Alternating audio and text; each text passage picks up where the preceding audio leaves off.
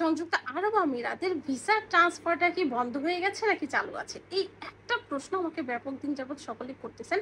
কারণ আমি ব্যাপক দিন যাবৎ খুব বেশি একটা ভিডিও দিচ্ছি না। আসলে বাংলাদেশের যে এক পরিস্থিতি মধ্যে দিয়ে যাচ্ছিল এতদিন, তো ভিডিও করার মতো পরিস্থিতি ছিল না। সকলের চোখেই পানি ছিল। কারণ এত তাজা প্রাণগুলো ঝরে যাচ্ছিল আমাদের ভাইরা, আমাদের বোনরা।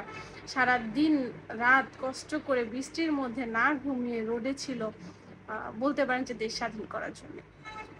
তো যার কারণে আসলে মুখ থেকে কোনো কথাই আসতেছিল না যে আপনাদের সাথে কি বলবো মানে এই সম্পর্কে কথা বলার মতো কোনো ভাষা ছিল না।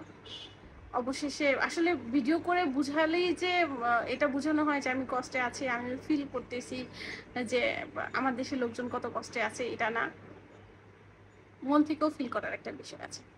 যাই হোক, টপিকে চলে আসি।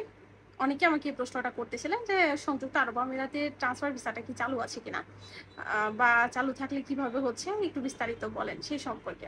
আজকের ভিডিওটা স্কিপ করবেন না। আর যদি মনে করেন যে ভিডিওটা দেখে আপনার কোনো লাভ হবে না, তাহলে স্কিপ করে যাবেন।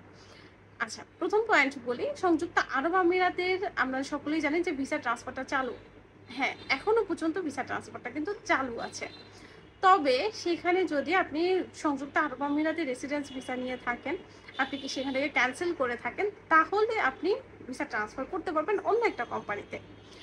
যদি আপনার ক্যান্সেলের সময় থাকে, সেই সময়ের মধ্যে কিন্তু আপনি ভিসা ট্রান্সফার করতে পারবেন। যদি আপনার সময় না থাকে, তাহলে আপনি করতে পারবেন না। এখন আসেন, অনেকেই আবার প্রশ্ন করতেছেন আমাকে যে আমি অনেক দিন হয়ে গেছে, 2-3 মাস, 4 মাস, 5 মাস বা 1 বছর হয়ে গেছে ভিসা ক্যান্সেল করেছে, এখন কি আমি ভিসা ট্রান্সফার করতে পারবো কিনা? না, কোনোভাবেই সম্ভব নয়। যাদের ক্যান্সেলের সময় আছে তারাই ভিসা ট্রান্সফার করতে পারবেন, এছাড়া কেউ করতে পারবেন না। তবে অবশ্যই মাথায় রাখবেন যে আপনি যখন ভিসা ট্রান্সফার করতে যাচ্ছেন, ক্যান্সেল করতে যাচ্ছেন, ক্যান্সেলের আগে আপনি পরবর্তী যে কোম্পানিতে ভিসা লাগাবেন বা ভিসা ওইখানে প্রসেস করবেন, সেখানে অবশ্যই আগে থেকে কথা বলে নেবেন যে তারা আপনাকে করে দিতে পারবে কিনা, সেখানে স্যালারি, সেখানে এভরিথিং কী কী সুযোগ সুবিধা আছে সকল কিছু জেনে নেবেন।